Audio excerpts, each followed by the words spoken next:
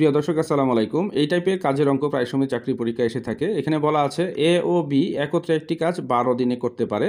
এ একা কাজটি 20 দিনে করতে পারে। বি একা ওই কাজটি কত দিনে করতে পারবে?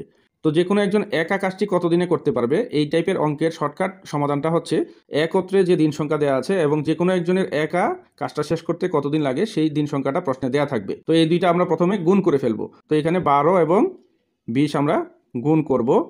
আর এইটাকে ভাগ করব, এই যে দুইটা দিন সংখ্যা দেওয়া আছে একত্রে দেওয়া আছে 12 দিন, একা করতে পারে 20 দিনে।